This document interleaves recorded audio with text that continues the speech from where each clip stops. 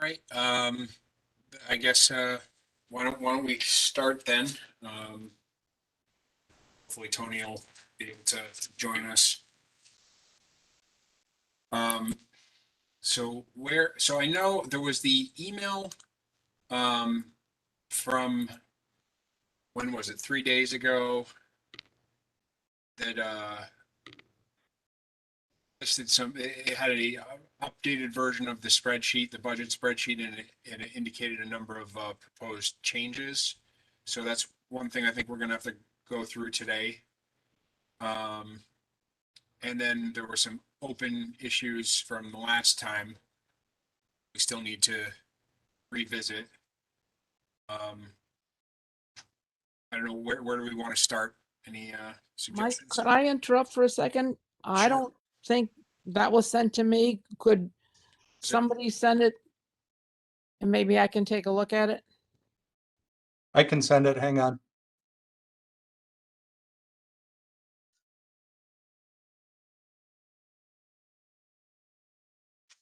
And Tim, can you send it with like a PDF so I can actually print it out? I will send whatever I got from Carol. I don't know if that was a PDF or not, but It was not. Hold on, let me see if I can. I could go scan it and that would give you a PDF and you could print it out. I think Carol's checking first. I think I can save it as a PDF.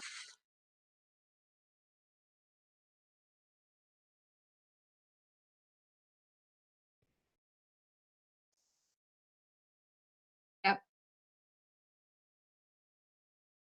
Okay. And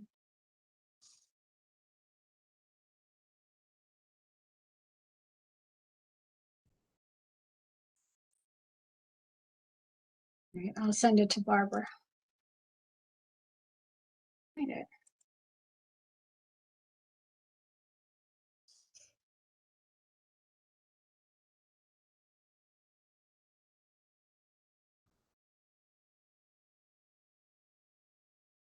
Okay, I just sent it.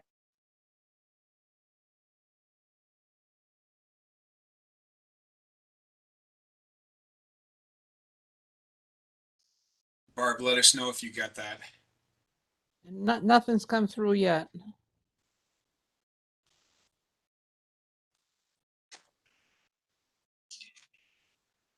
But don't hold up for me, Mike. I have the old, the old spreadsheet, and so I can just maybe pick up if it doesn't come through.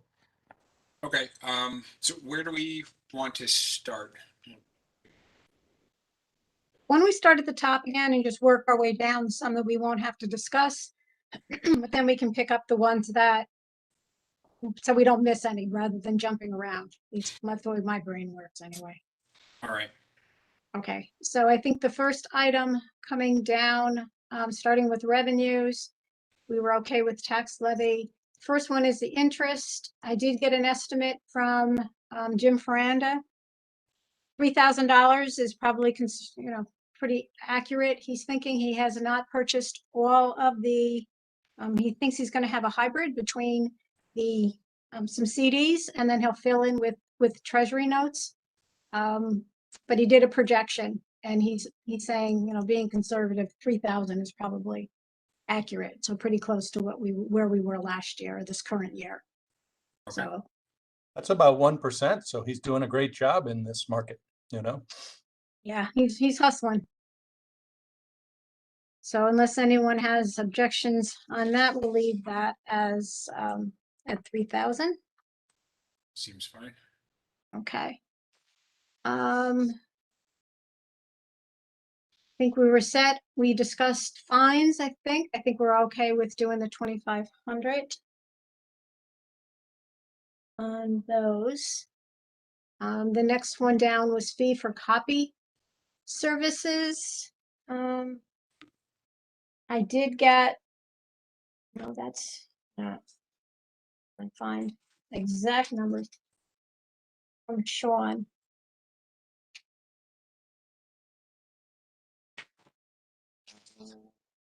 Do with it.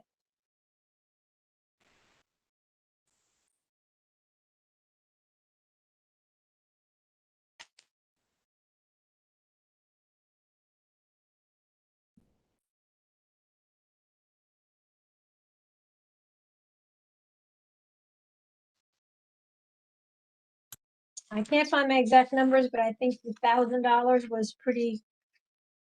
was gonna be an okay number, based on what he had given me, but I am not finding the email that I received from him. So Which line was that, Carol? I could look. that's the fees for copy service. Okay.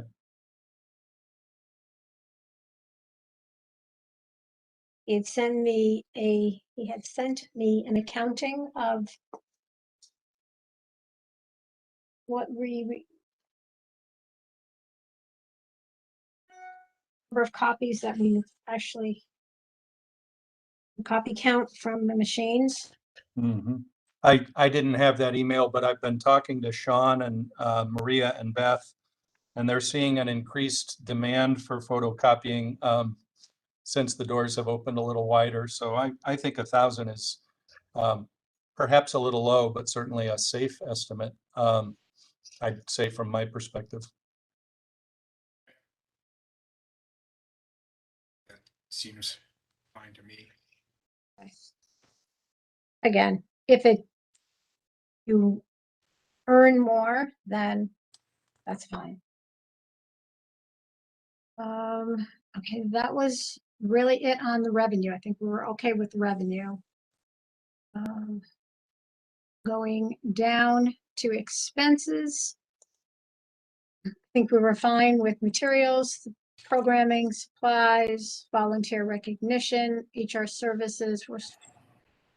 We agreed on the 4250 for dental and vision, which actually it's just vision. Health insurance, gross wages. Tim, did you want to speak to that? Yes, so I sent Carol an email, which she then sent out to you guys with the spreadsheet. So I have 1, 2, 3, 4 personnel recommendations to make. The largest one is I'm recommending that we put a $60,000 marker in there in case we decide to hire a full-time HR person. Carol and I discussed that a little bit, and as you know, I think from previous meetings, she disagrees with my recommendation, but I think that one thing that she said is, if you need it, you probably don't need it full time. I just haven't had any chance to look into that. So I think that the safest approach to budgeting it would be to budget for full time. And then if we turn out to need less than that, we'd obviously, figure that out before we embarked on any job search or anything. So that was one thing that I asked her to add to the personnel line. Go ahead. Just hold for 1 second. So I noticed Tony has joined us on the call also. Tony, do you have, there was an email that went out a couple days ago from Carol that has a updated version of the spreadsheet attached to it. It went out on, Not on Friday. yeah, Friday. It's the subject line is forward rewritten memo. Yes, I have it with the green and orange updates on it. Yeah. Okay, because that's the version we're working off of. That's the most updated version. So I Yes. just want to make sure you're in the same place as everyone. All right. Just a quick question, technology wise, is it possible to screen share that? Don't know how to do that. I could look for your email, Carol. It went No, out. actually, I can't because I don't have, so I have to do Zoom on my laptop, but my laptop does not have Office on it, so I don't have Excel on my laptop. I have to use the Team Viewer link. Did that? Looks like Mike There you got it. go. Oh, Mike Mike is it. got it. Great. All right. You make it a little larger?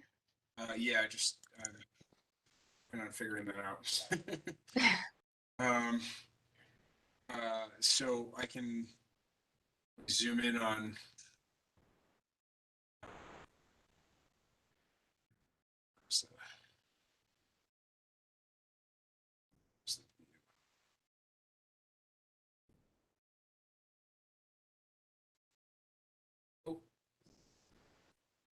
Perfect. And it's where we're talking about right now. Yes, line 25. 27 on there. Okay, you guys ready for me again? Yeah. Okay, so my other three personnel requests are quite small in terms of both hours and money. The most expensive of the three is Diane, maybe I shouldn't mention names, but our principal library clerk is retiring on March 9th of this year. And as a couple of other employees have done, she would like to work a few hours for us part-time, basically filling in for vacations, sicknesses, things like that. So her department head has asked me to budget for 12 hours a week for her, which is the most that she would work. It would probably be closer to 8, and at times would be none. But 12 hours a week for her is $14,200. And then the reference department is looking for a part-time person, 8 to 10 hours per week. So that's a librarian. So I budgeted that at 10 hours per week, which is just under 13,000, 12,984. And then lastly, I have a kind of an interesting one. We have a library assistant in the tech services department who got her librarianship degree and took a job at the Albany Public Library that's 30 hours a week. And she continues to work with us 10 hours a week as a library assistant. She has requested through her department head that, and I can support this request, it's a little iffy, but she says that as a degreed librarian, she's bringing a different perspective to the job, and her department head agrees. And would like to take that 10 hours a week and just upgrade it to a librarian 1 position, which when you add the additional salary and take away the salary she currently earns doing that as a library assistant, the impact is $2,939 per year. The reason it's interesting and a little unusual is you can't just create a position for a person like that. You have to convince civil service that there's a need for a librarian in that department 10 hours a week. And you have to list the position and, theoretically interview anyone who's interested. We do have the ability to limit that to a Guilderland staff response, but there might be 2 or 3 people on staff who would apply for that position. So it's a little bit unusual of a maneuver, but the cost is only $3,000, so I thought I would include it at this point. If it doesn't survive this meeting, then I will simply let them know it didn't survive this meeting. So Jill, those are the 4 requests. The HR person, part-time reference librarian for 10 hours a week, 12 hours a week for a senior clerk, and 10 hours a week for a librarian. So in collection services. Tim, I have a question. Does that sort of violate, if we were to go ahead and do that, we said we weren't going to be hiring additional staff with the addition? Well, we never said for how long we weren't going to hire additional staff. All 4 of them in some way, I mean, especially the HR person would, violate that because it's a brand new position. On related note, I did check with maintenance. They're not seeing any need for any additional part-time hours, which I brought up last week. But, I know you may not agree with me, Barbara, but we didn't say we weren't going to hire anyone for 1 year or 2 years or 5 years or anything like that. But we did not hire anyone in the year that we completed the addition. So. No, I was referring obviously to the HR person and to the changing the library assistant to now saying we need a librarian, not just a library assistant. Yep. Well, ultimately, these decisions are not mine, but yours, the committees and the boards. So I support adding an HR person. I think that, just having, like, say, the assistant director wear so many hats, I think is probably not the most ideal situation. I think having an HR person would really be helpful to staff, who's having any kind of issues or problems. I mean, it would be good to have a more specialized person to go to. So I would support adding that position. And just to clarify, at this point, we would just be creating the budgetary space for these positions, but to actually create the actual position, that would be a later full board vote to actually, if we're gonna hire someone at that point, right? Is that how this would work? I honestly don't know, but I think so. I mean, I wouldn't call first of all, you'd have to get the budget approved both by the board and by the public. Right. So, I think you have to say in both cases at the board meeting on February 17th and when the vote takes place that we're planning to add this position. So in that sense, yes, but I'm not sure if you need a separate resolution to create a position. I think you do. Okay. Plus it wouldn't be an HR. HR would be, I think the library doesn't own that title. So they'd have to get whatever the equivalent is with civil service. I forget, a personnel specialist or something. I forget what, but that doesn't exist. Yeah, we have to get civil services permission as well. But I don't think for example, Mike, if you guys vote to recommend this budget to the board on February 17th, I don't think you voted to approve an HR position yet at that point. Just as I put it, a placeholder for that concept. Right. Can I just ask a quick question of Kathy? With just 33 people full-time on staff, how can we justify a full-time HR position? And shouldn't our new assistant director be able to handle that? Will we have a financial person? The two people that have been in those positions really feel that it's not necessary. All right. Well, I think that if there's an issue, where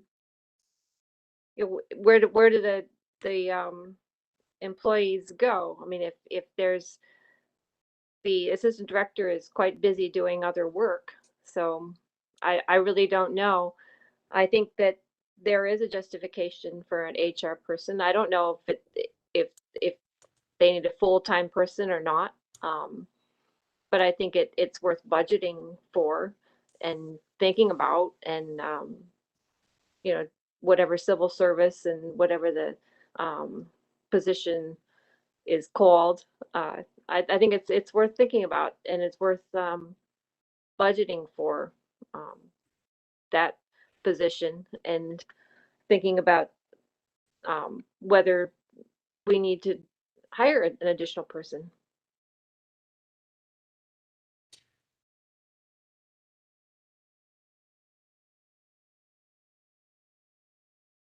So I don't know about the other positions. I would defer to you, Tim, that's what you need. Because I mean, tech services and circulation department and reference department. I mean, I would defer to you on that, Tim. I would put them in the order that I brought them up. So Diane's an extraordinary employee, and having her around for 12 hours a week probably will save training expense and might even save hiring a new position. And then the part-time reference librarian is my second priority here. And then upgrading the position in the tech services department. Naturally, my third priority is also the cheapest, like the cheapest is the easiest to do, but I don't think it would have quite the same impact. It's more of a recognition for that employee who has grown in their professional career. Although I do have some concerns in that department because there's only one librarian. So we don't really have a succession plan should that librarian, suddenly retire or get sick or something like that. So I like the idea, but I can live without it if I need to. So technically I can live without all three. but I feel strongly that the senior clerk position part-time would be helpful to everybody here. So if you, Kathy, individually are deferring to me, I'm happy to make those same arguments when the full board talks about it. You know, if people are okay leaving these concepts in there for now. Okay. I don't know if the rest of the committee has any comments. Yeah, it's stuff, I have mixed feelings about the HR position. I think that, that would be a useful position. I just, I don't know where the line is between an organization that's small enough not really to need a dedicated HR person, and when you get to a size where really that's kind of a necessity, and I'm just not sure which side of the line we're on that. And it's also, part of this is just, I guess I don't have the, familiarity with how civil service defines different job positions and roles, and to what extent someone who's in this HR position is able to do other tasks beyond HR that could be folded in with that. I know in other organizations that are on the smaller side that have a dedicated HR person, that person usually has other office administration type duties as well as HR in a smaller organization. But I don't know if that's possible, or I don't know who's currently doing those other kind of office administration roles now. So those are all questions I just don't know the answers to, which would go into whether this makes sense to add this position either as a part-time or full-time. I think those are good questions, which in my opinion should be brought up at the full board meeting. And I'm not, as I mentioned earlier, going to just go hire a full-time HR person without studying the issue. I think our first step should be to, maybe another way to look at this is when I talked to HR companies back in October with Carol and Margaret's retirement, one thing that was suggested is that we perform what's called an HR audit, which you hire an outside firm for. And so maybe as a fallback to this, like I am recommending, of course, that we budget for this position in case we determine that we need it. But maybe as a fallback, we would budget to study the need for it over the coming fiscal year and try to fill the need if indeed it exists in the next fiscal year.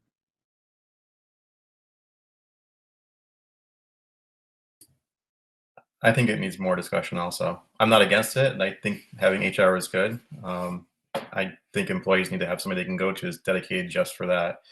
But again, I'm not sure if it's warranted for 33 employees or not, or like Mike said, they need something else to do. But I think we should maybe factor and budget it in for now. So Tony, I'm not trying to correct you, but I guess I am. It's 61 employees, 30 some of whom are full-time, but many of the issues apply to them whether they're full-time or part-time. So yeah, I mean, that actually leads more credence to actually giving it then. I thought somebody said 30 some odd earlier. I think Barbara was referring to full-time employees. Okay.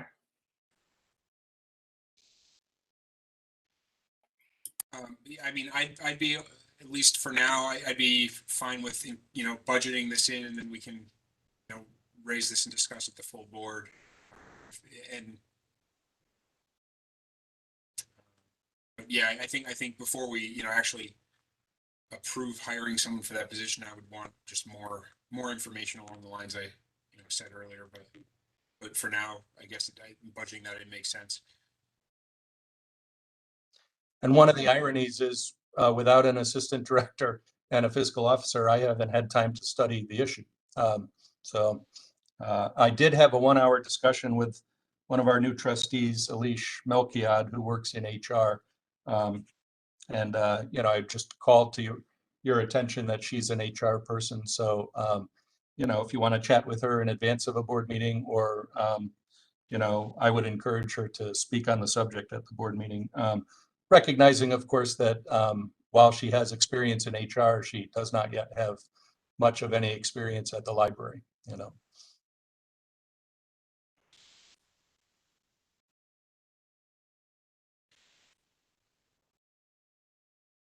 So I have said my part on gross payroll. That, the proposals have been added to that line.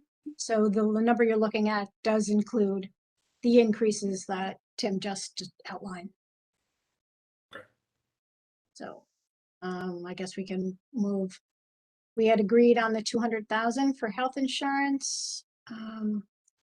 Retirement was okay. FICA, I had adjusted that figure based on new, gross payroll figure. Is that, sorry, I can't see everything on this. That's 28, line 28,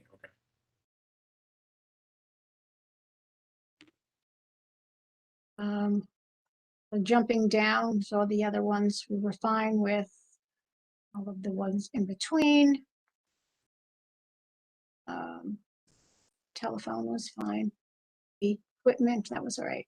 Okay, so equipment, This line here. leased equipment. From what I'm gathering from the RFID, that is grossly over budgeted. Is this line 34? 30, I think it's 35 equipment leased. It's the 48,000 that's in yellow. Yep. Or orange. That line right there. When we had created this budget, we had put in for the RFID because it was unknown. We weren't sure what that was going to be leased or purchased. So the leases, there are no leases really associated with that other than what we already currently have. So if I'm looking at this data here, it looks like in the 6 months from July to December, we only spent about $3,000 on Right. this line item. So I mean, yeah, so if that's, I don't know how representative that is, but it looks like we're way over budget. Way over. Or our budget is way too large for this item. Correct. So we want to break that down. I think the only additional lease that is a possibility is, Tim, you had said some public copiers. Yeah, one copier, which currently Sean wants to purchase. Actually, you're right when you say plural. So we're thinking we want to either purchase or rent one copier. The purchase price would be $3,600, and then a smaller device, like a $200 or so device, to go in the local history room that allows people to scan to an email and so forth. It's kind of basically like a kind of a home printer almost for that room. I say 200. I bought mine for about 85. The thing with those printers that we want to put in there is the ink costs more than the printer, you know, when you replace it. But so I think maybe a safe figure would be 4,000 if you were looking at 3,600 for a photocopier plus a few hundred at most for this little device. But the little device wouldn't be in this because this is just leased. So if Oh, you're going okay. to purchase that, it wouldn't be in this line at all. If Okay, you decide to lease it, it's going to be a small amount. If you're only looking to, if the value of it is only $3,600, I would think the lease on it would be very small. right. And as you and I talked about last week, I'm not quite sure why there's this current interest in the IT department to buy it, but I'm looking into that because a lease does seem cheaper than a purchase. So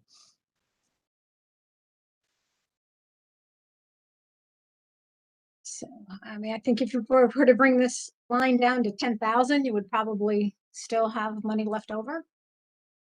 sounds fine to me. Okay.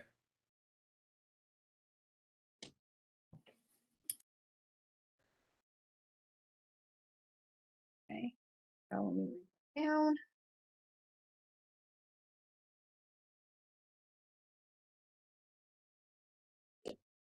Okay.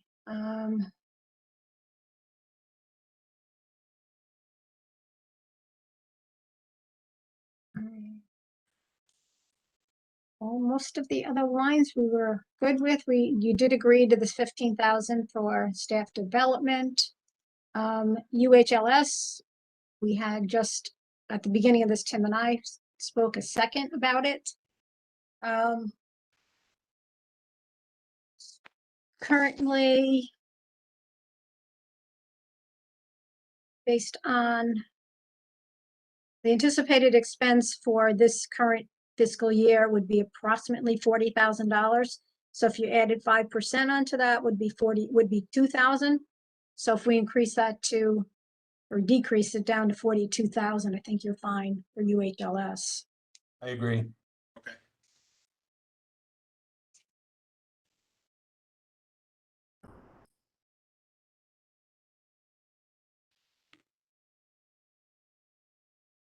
I don't know if Jenna looked into, oh, I spelled that wrong. Into the trustee membership. That was a question. She did. Apparently, it's about the email I have from her, which I can pull up.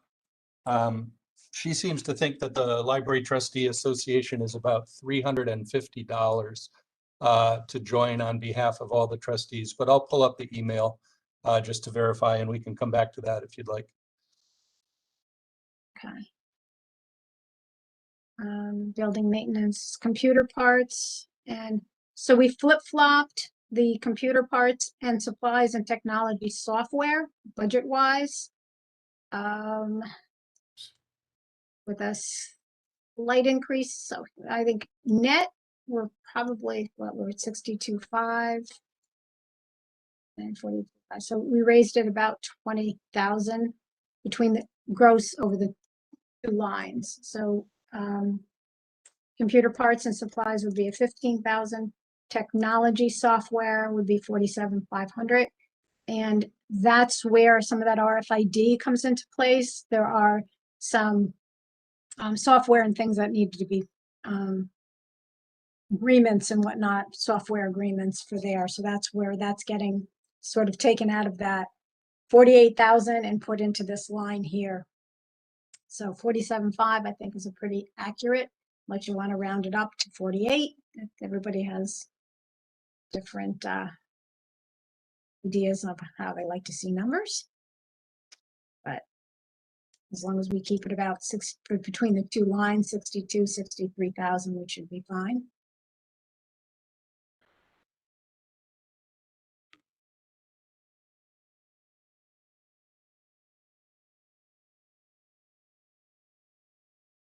Hey, Carol, I found the email from Jenna.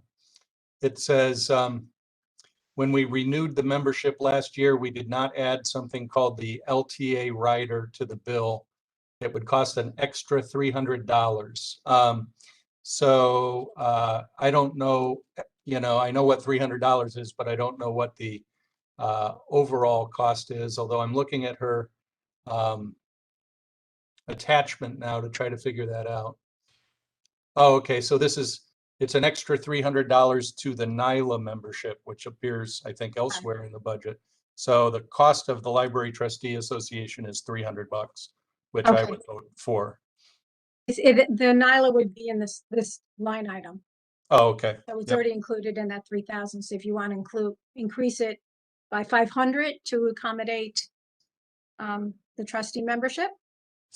So when we had discussed this line last time, we had seen that we only spent $600 in the 6 months of the July to December 6 months. Were there dues that were annual that weren't accounted for because they're in the second half of the year, or I'm trying to recall our discussion, or did we decide that we had budgeted more than we needed for that item?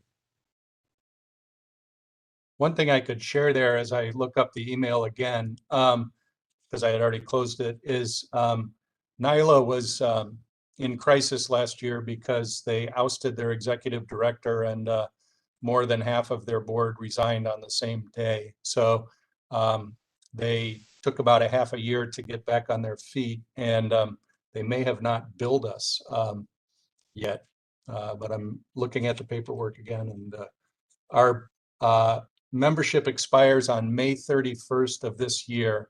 So it looks like it's an expense that comes in June, and that might be why the line is mostly not spent.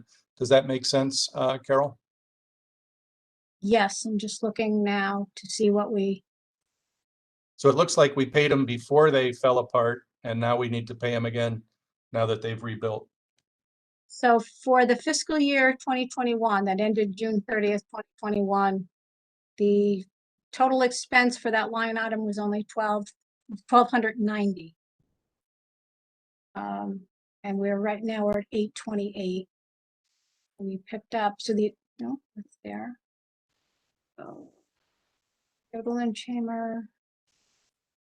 Yeah, it looks like we only have 3. Yeah, we have an expense coming from. We don't have NILA, is not in here. So the previous year, it doesn't look like, we have ALA, we have the Capital Region Chamber, we have the Guilderland Chamber. We did not have NILA. And in how here. much is NILA? I don't actually know. I think it's about 1,200, but I'm not sure. So the 1,200 and change from last year was not including NILA from last year? Is that right? Okay, so we can anticipate it being $2,500 plus another 300 if we want to add the trustee. Looks like, yeah. So it may be that this 3,000 is in the right ballpark then. Yeah. Yep, I think we're fine with that. Sounds good.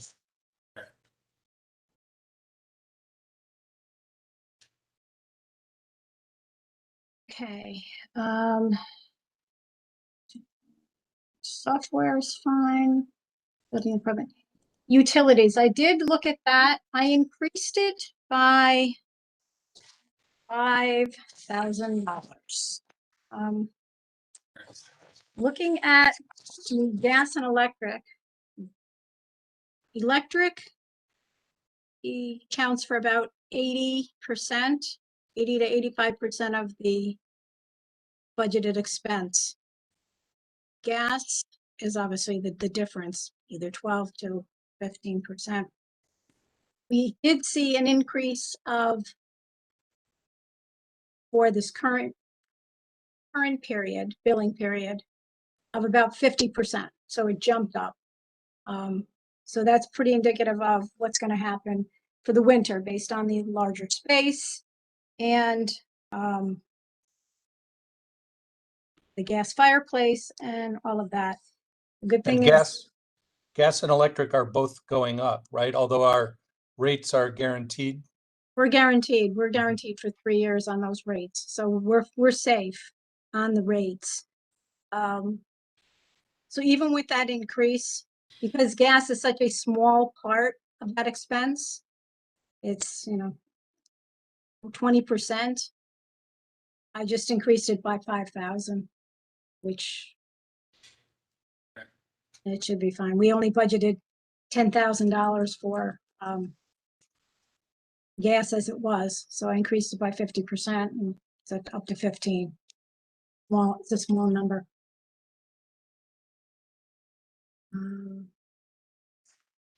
Water and sewer, we have not received our billings yet, and we did not get this report yet. So, I think we're okay with the 10,000. And then the capital improvements will be whatever the net is between the total revenues and what our new adjusted total expenses will be. So that'll go up or down by a tiny bit based on what we just discussed. So I guess I have a couple questions. So one is just, looking at I understand that this capital improvements line is just that's just where everything balances out. Whatever extra revenue we have that we haven't allocated to the other categories kind of fits in there. But thinking about that, we just went through this major renovation. I would think that in this coming year we should have very little in terms of capital improvements spending, because hopefully just about every major capital expense that we need to deal with right now we did as part of the major construction project. So it makes me wonder if going back to the top line number here of our the tax levy, do we need to, do we need, is there room to bring that down? Because we we have this excess money in the budget that's falling into that capital improvement line. So we don't need to ask for quite as much from the taxpayers. And Yes. again, I'm open to if there is, certain budget lines that as we talk through that we think we might need more of a buffer on or be a little more conservative on our estimates. But having that big number in the capital improvements line, I don't wonder if we should revisit the top line number. So just a thought.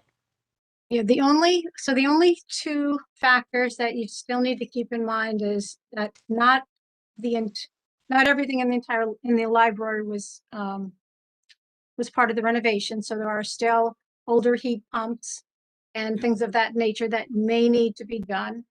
The other factor is regarding the tax levy, and Tim had mentioned it, I think, in the chat about John Rizzo from the district saying they're estimating for this current year that we'll probably receive almost $125,000 less in our tax levy based on refunds that are going to be going back to different entities and organizations within Guilderland.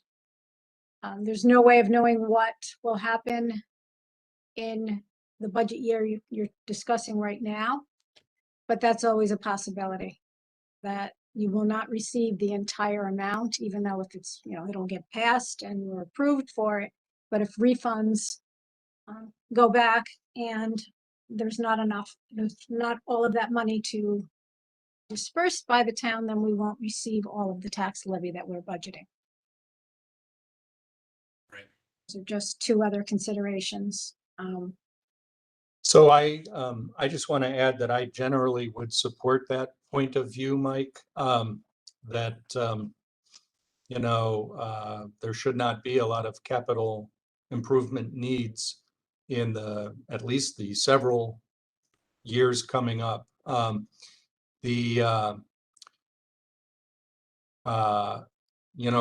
ever so slightly over my head with the financial details, and that's why I'm so glad we have Carol with us. But if I were going to reduce it from 216,000, I would think that 50% would be about the most I would reduce it, because I think it's good to have, around 100,000 that is there for emergencies and so forth. But that 124,000 in potential liability from the tax refund process basically could be that reduction. But longer term, obviously Carol's leaving us and we'll be having a new fiscal officer, but I think we should study, our fund balance and, find ways to save the taxpayers' money. There's one other thing I wanted to say about it, and I'm sort of drawing a little bit of a blank. When you do reduce that top line, you're reducing it, I guess, let's say you reduce it by $100,000.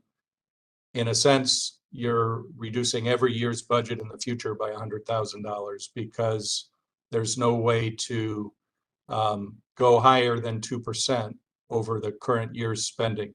So you have to be pretty confident that you're not going to need that now or really ever again. And I'm not arguing against your concept.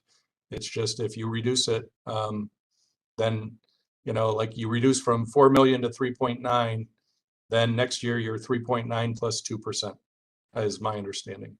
So. Correct. Right. Well, that's a fair point. Definitely. Mike, could I just add something? Yeah. One of the things of having some money in reserve is when we apply for these library grants, you have to show that you have the ability to, what is it, Tim, 70%? 50% for us. We're a relatively wealthy school district according to the state. So you have to have that sort of in the bank? Well, actually, you know, now that I think about it, Barbara, it's 100%. So let's say you want to do a $1 million project, which, you know, for the sake of argument, I don't want to do, but just theoretically, you want to do a $1 million project.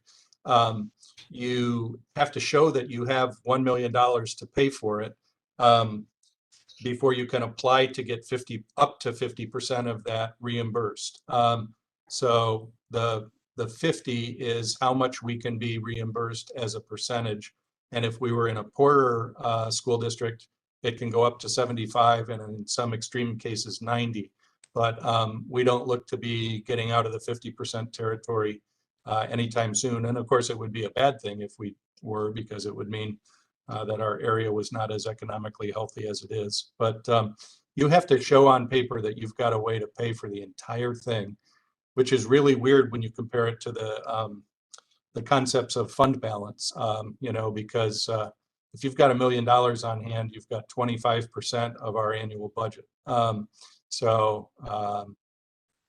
You know, that's difficult to, you know, just have 25% of your annual budget sitting there for such eventualities. But previous boards have done well because, you know, we showed that we had, you know, 1.4 million, I believe, when we went into the construction project and defrayed some of that cost.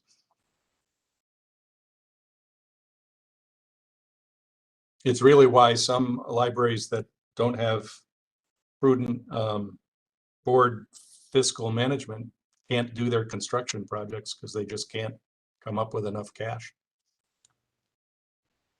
or enough money. I hate with accountants here to use the word cash because there's a difference. So In this case, it is actually cash. You have to show money in the bank in order to get the grants. well, every once in a while, as my wife likes to say, even a blind squirrel finds a nut sometimes, Carol. So Just you know, as I looking back over previous years, how have we at the end of each year of the past few years as they've wrapped up, how have we come in on our budget? I mean, has there been any significant surpluses, or are we pretty much spending what we're taking in, or where how is that? We've typically had surplus at the end of the year. I don't think we've ever run over budget.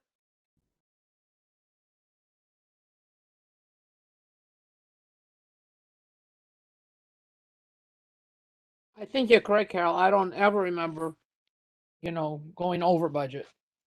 so I think you're right, Carol and Barbara and Mike. I think my comment there is that it appears to me that when you have that surplus at the end of the year, it becomes part of your fund balance, which can be used to offset construction costs.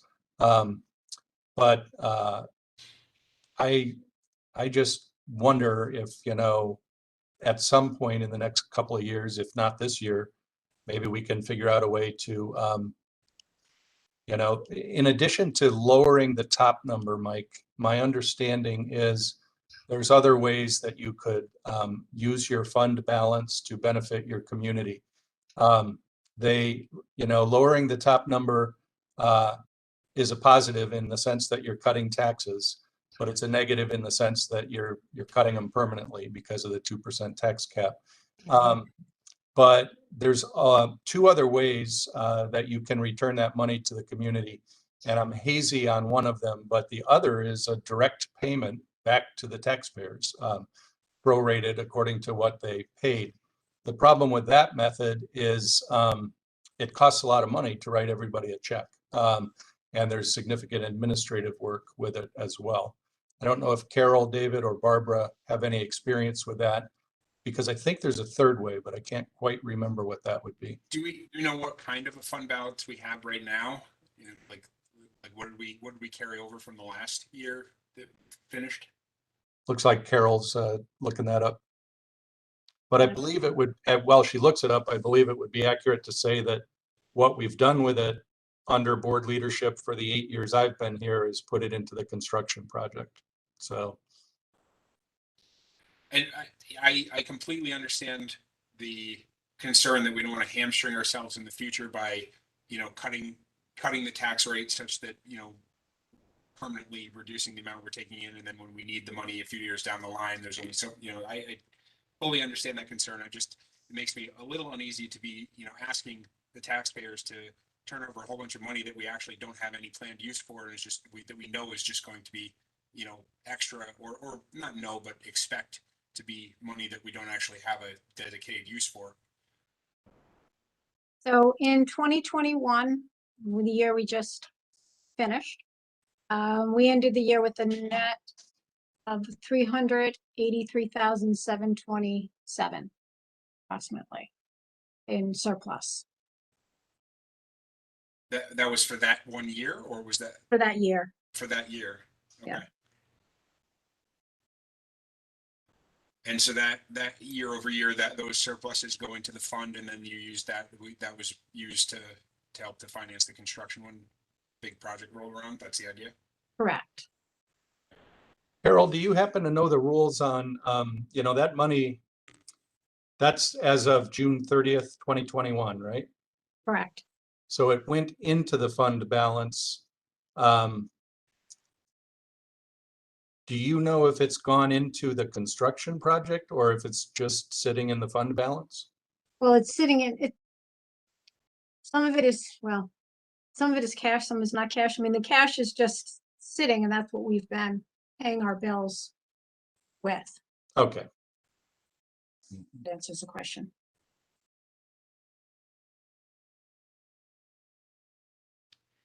Well, I don't know if anyone else has any thoughts on this. Again, I'm new to this whole process here, so I'm happy to hear from Barb or anybody else that has thoughts. Carol, just a quick question. Paying off the bonds early or not putting out the bonds? I think we've put out all the bonds that we're going to on the construction. But if we don't spend all the money, can we use some of this fund balance to pay off the bonds early? You know what I'm saying? To save Well, interest that way, maybe that would help, Mike. I don't know. All right, so the school district will be putting out the bonds. We all just have anticipation notes right now. So they will be the ones that will be bonding, and they'll be the ones that will be paying it back. If we do not have the need, if we can't show that we've used all of the money that we've received from the school district with regards to related to the project, then we will be returning those funds back to them. But it doesn't go against, and then, so what will happen is rather than going to bond and the taxpayers having to pay back all of the anticipation notes, they'll just be paying back the actual expenses related to the project. If that makes sense. But we would not be using fund balance to be paying that back because we're not paying it back. The school district pays it back. Okay, thanks. And I'm in agreement with Carol. I say it a little bit differently. Because the school district we're still working with bond anticipatory notes. Essentially, the money we don't spend will just not be borrowed, is Correct. the way I understand it. I didn't quite say that. Well, it's the same thing, different words, but everybody's brain works different. Mine different than most. So My personal, this isn't, if you wanted to, with regards to the tax levy, if you wanted, even for just on the PR side of it, if you wanted to shave a little bit off of it, say, 100,000, which isn't going to be really substantial in the grand scheme of things here. But then, on a PR side, you can say that we did not levy for the entire amount of what we were entitled or we're able to levy for. That's just as a There's- taxpayer, Mhm. personal and There's- as a taxpayer. So There's no doubt that would be a positive PR value and a positive as a taxpayer as well in Guilderland, paying less is better. I personally, like, not to get philosophical, but I support, building good libraries, good schools, good roads, et cetera. But to kind of quote Mike earlier, if there's no plan to spend it, it's probably worth considering not levying it. And also no plan to spend it on anything needed, obviously, or I hope it's obvious that we don't spend recreationally, but if we're not building something or whatever. I would also just add that it is a labor negotiation year, and everybody has different feelings about that. But I did see something on the TV news this morning saying that real wages had increased 7% for the average American in the last year, average American worker. And, the union has seen that television report as well. So that might be what they ask. So it might be prudent in a negotiation year not to reduce, but I can see a good argument from both sides. And maybe that's a question for the bigger board. I don't know.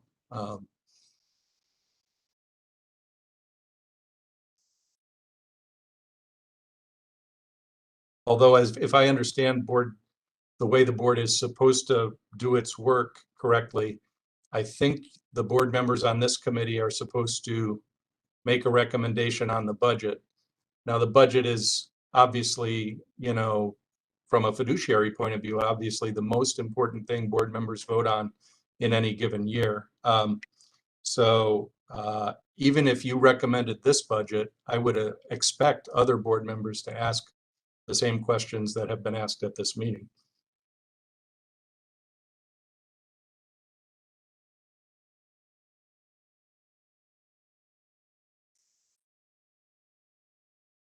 What's the process? Does this committee vote on whether to recommend the budget to the full board?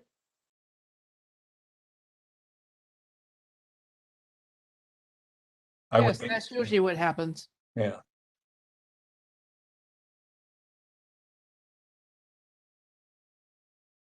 So the committee is Mike and Tony and Narina, right? And, Me.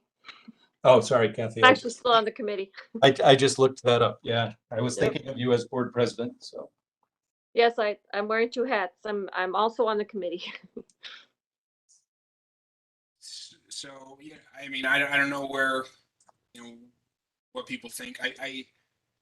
Do we know where, I know there was a couple changes that we made tonight that we were reducing a little bit, like the UHLS, we dropped down a little bit, and there was the equipment leased that we reduced a bit. So between those few things, I think we might have bumped up what we have on the capital improvements line by a little bit over what's listed there. Do we know? Yes, that new number is now 267,465. Okay.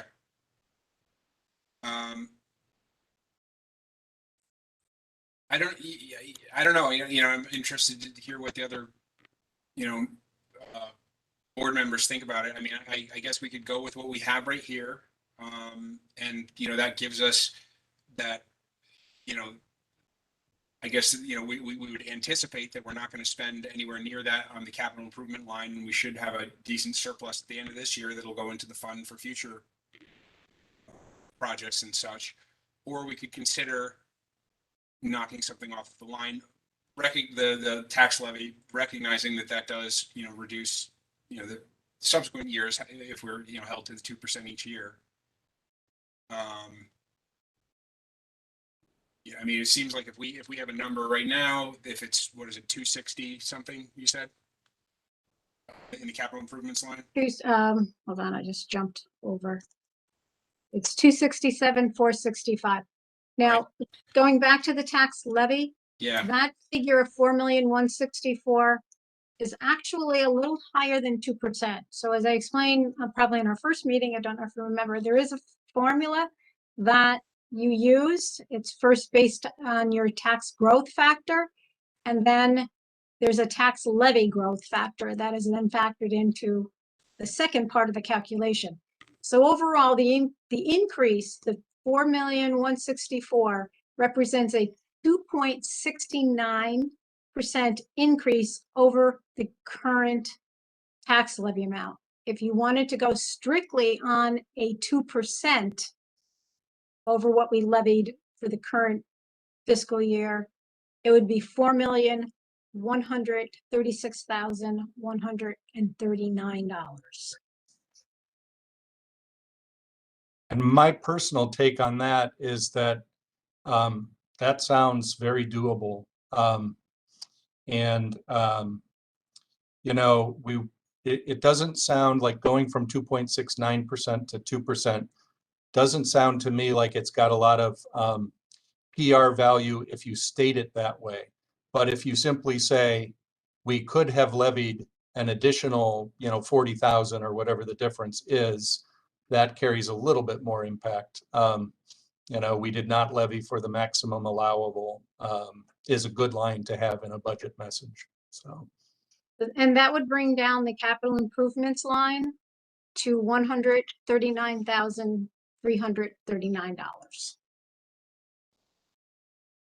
139, you said? 139,339. So then, I'm sorry if I'm trading horses. I'm not a board member here, Oh, but hold on.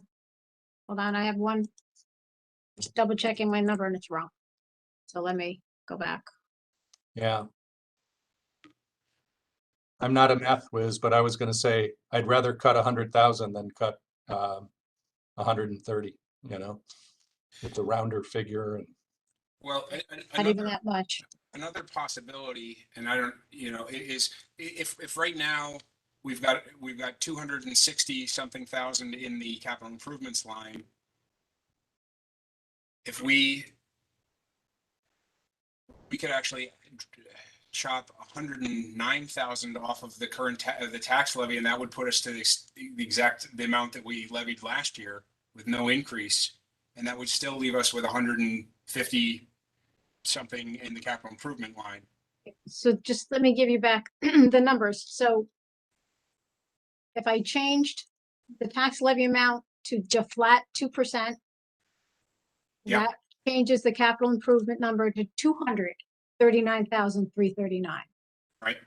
Okay, not, I said 139 originally, but it's 239. So we only actually took off $28,000 by Right. not levying for the full amount. Just so you have the, I gave you the incorrect numbers. I just wanted to clarify. I would say to Mike's proposal that being able to say there's been no increase in the dollar value of the budget from the previous year would be appealing, I would think, to many taxpayers. I do think on the same side that the labor question is a big question. Yeah. Well, I guess Barbara has been on this school board, well, is still on the school board, and it was on the school board with me. I know that Neil Sanders used to do a very complicated analysis of why it wasn't exactly 2% in a given year. So I mean it's fine to do 2%, but I understand why it wouldn't be exactly 2%, just because I assume that the same complicated calculations are done for the library too. That's where I got them from. Yep. Yeah. It's from the school district. Oh yeah, because I remember and I know Barbara, the same thing. Neil would do a little like overhead projector and have this like this complex formula or something, and say this is why it's like slightly over 2%. It's not exactly 2%. It was I don't think it was ever exactly 2%. But I mean, it's okay if you want to do it rounded up or down, I guess, to 2%. Yeah. It sounds like it's not because our budget is not $100 million. It's not that much.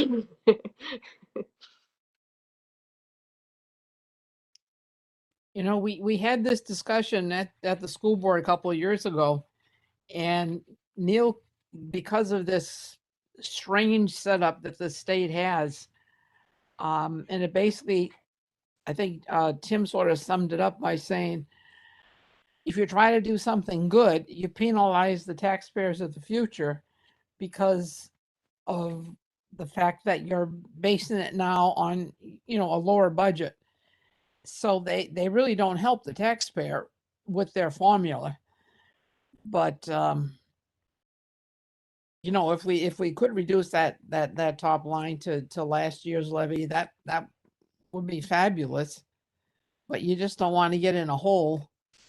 But Yeah. even doing that, you said, Carol, we still would have a balance of 239, 339. No, it's that number is if we reduced it to a flat 2%. If we reduced it to last year so no increase from last year's budget. So if it was 4,055,000 again, Yeah. I think that would put us in the capital improvements. We would have 150 odd. 158, 200 is what you 58. have.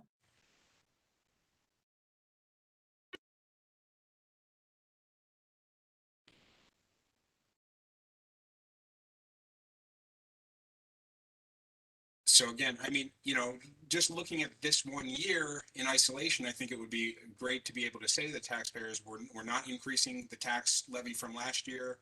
You know, we're gonna, you know, we're holding the expenses down after, you know, we went through this big construction and everything.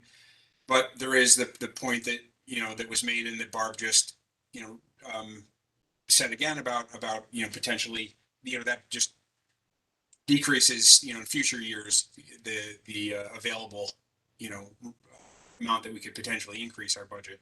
So, you know, whether that makes sense or not, I don't know. It's just something I wanted to consider. Anyone else with a strong opinion either way on this? That was always the argument that that if you reduce your number, then you are reducing your number for years to come. So, I mean, I don't know if that makes a huge difference here, but that is something to consider. Yeah, no, I understand. It's unfortunate because it seems perverse, you know, incentive and, you know, and it does, you know, I'm not, you know, super, you know, super happy for us to be, you know, asking the taxpayers for more than we need just to, you know, maintain our ability to ask them for more in the future. It seems, you know, we're just kind of squirreling extra money away without a particular plan for how it's going to be used and asking the taxpayers to pay, you know, pay for it now. But again, I don't want to put us in a position where a few years, you know, from now we're really, you know, really having, you know, tight budget crunch because we're, you know, expenses increase substantially and we're, you know, up against the limit. So I don't know where to draw that balance. Well, one concept there, and it's kind of theoretical, but you know, you can always propose to the voters that that you go over the 2% tax cap limit. And I believe it takes a 60% supermajority, if I remember right. So in a case like that, I think you'd need good leadership over the long term on the board to say, you know, there were 1 or 2 or 3 occasions where we didn't levy more than we needed. And now, due to inflation or whatever, we need to ask you to come through for us the way we've come through for you. But it's pretty iffy whether, you know, a lot of voting on budgets and citizen/taxpayer voting seems to be based on very short memories and what have you done for me lately, you know?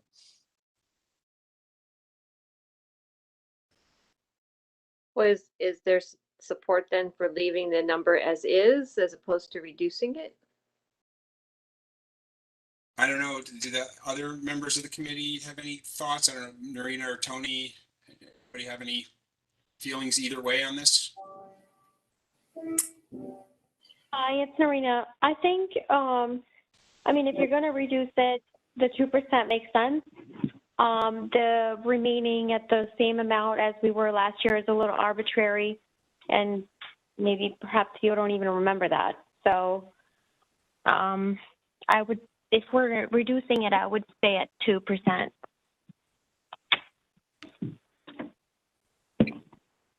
And I'm okay with leaving it as is. I don't know. I'm kind of on the fence, but I think leaving it as is and asking for a little more now is maybe a better way of going.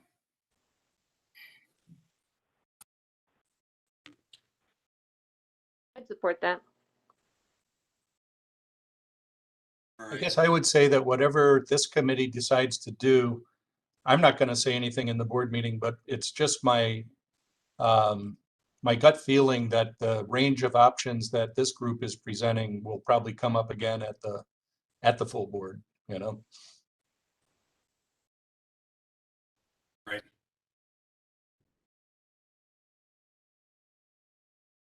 Although in an ideal sense, you know, you guys make a recommendation and the rest of the board says, thank you for doing the hard work at this meeting and thumbs up or thumbs down, you know?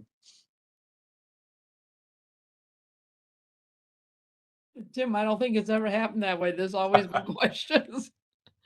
And you know, that's appropriate. I don't need to lecture you guys, but that's the fiduciary responsibility, you know?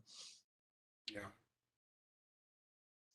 So I guess one more, do we know what's the total amount we have in the fund right now?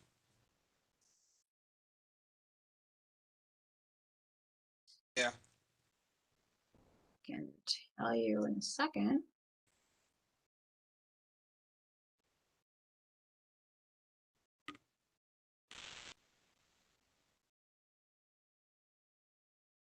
Actually, David, do you have it off the top of your head? You probably have it off the top of your head.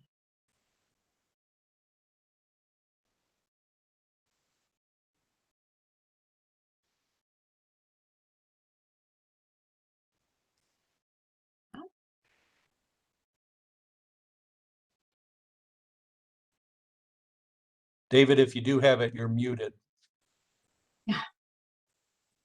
Probably should have said that. I don't have it, but as of December, that would include all the current year tax levy that hasn't been spent yet. Yeah. So you can't use that number. Also, remember, we're going to be having a substantial refund to the taxpayers due to underspending on the project. I think from a PR standpoint, that would be sufficient for this year. Don't tie your hands in future years. And also inflation being what it is, it's totally uncontrollable at this point. I have to say, those are words of wisdom there. Yeah. Yeah, I mean, sounds like we had, you know, most of the committee members are more leaning toward leave the number, you know, at the, you know, the number on here, the calculated, increase in the tax levy. So I guess for now, you know, I guess at least at this point, we should probably just leave it where it is. And, you know, if it comes up again at the full board, then, you know, we can discuss it as a full board, but it makes sense to leave it alone right now.